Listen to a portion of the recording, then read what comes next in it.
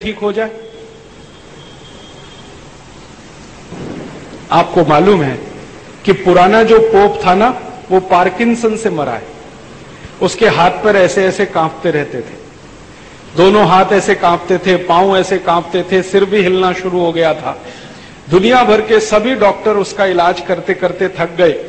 फिर अंत में एलोपैथी के डॉक्टरों ने यह बोल दिया कि जी पार्किंसन का तो कोई इलाज ही नहीं है।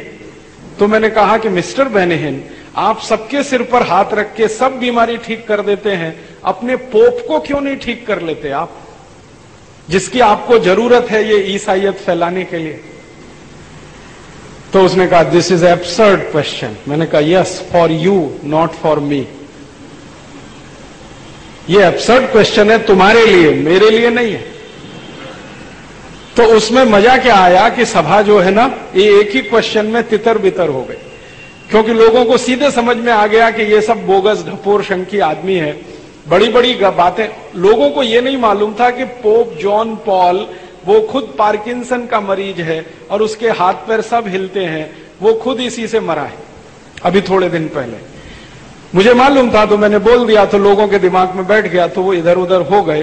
तो बेनेहिन की वो सभा डिस्टर्ब हो गई, वरना उस सभा में वो हजारों लोगों को ईसाई बनाने का तैयारी करके आया था। यही घटना मैंने नरेंद्र दाभोलकर को बताई। मैंने कहा डॉक्टर नरेंद्र दाभोलकर, किसी गांव में कोई छोटा मोटा साधु संत कुछ करता है तो आप पूरी टीम लेके पहुंच जाते हैं। बेनेहिन घोषित रूप से आया और ये बकवास कर रहा था बेंगलोर में, दिल्ली में। आपकी टीम कहां थी उस समय? आप तो नहीं थे बेंगलोर में। मैंने तो आपका ही काम किया, अंधश्रद्धा निर्मूलन का काम किया। आपसे अच्छा कार्यकर्ता तो मैं हूं अंधश्रद्धा का। तो नरेंद्र दाभोलकर उसका कोई जवाब नहीं देते। मैं आपके ध्यान में लाना यह चाहता हूं कि अंधश्रद्धा निर्मूलन समिति नाम की संस्था एक तरफा काम करती है। भारतीय समाज और हिंदुओं के साधु संतों के पीछे डंडा लेके घूमते रहते हैं। ईसाईयत और इस्लाम को मानने वाले जितनी अंधश्रद्धा फैला रहे हैं उनके बारे में कुछ नहीं कहते। मैंने उनसे ऐसी बहुत लंबी चर्चाएं की हैं, तो फिर वो बौखला जाते हैं और थोड़े नाराज हो जाते हैं। तो फिर मैं उनको बड़े प्रेम से कहता हूं कि ये आपकी बौखलाहट इसलिए है कि पैसा अमेरिका से आ रहा है।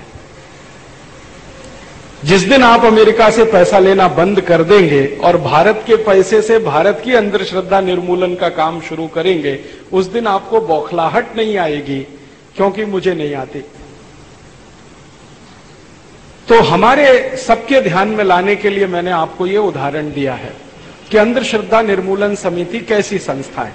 अब ये अंधश्रद्धा निर्मूलन समिति पिछले 15-20 सालों से महाराष्ट्र में लगी हुई है इस काम के लिए कि किसी तरह एक कानून बने और उस कानून के आधार पर यह काम महाराष्ट्र में चले।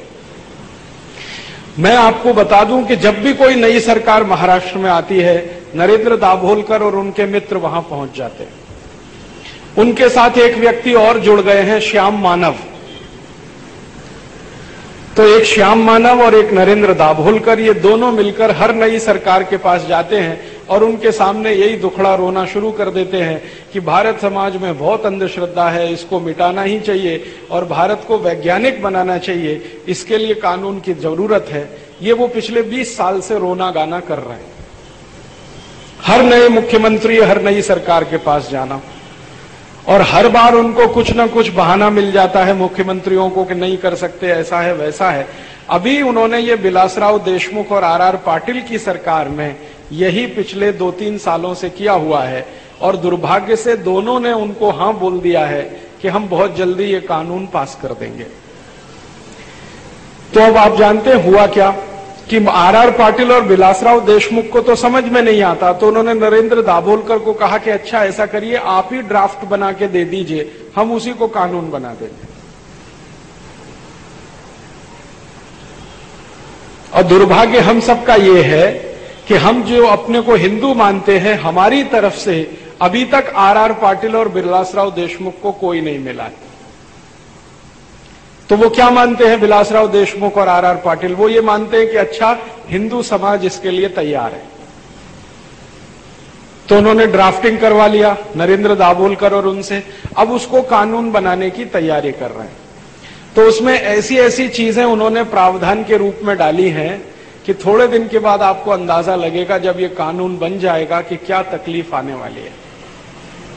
इसमें सबसे बड़ी तकलीफ आने वाली है भारत के उन साधु संतों को जो गांव-गांव विचरण करते हैं और लोगों को कुछ धर्म के बारे में सिखाते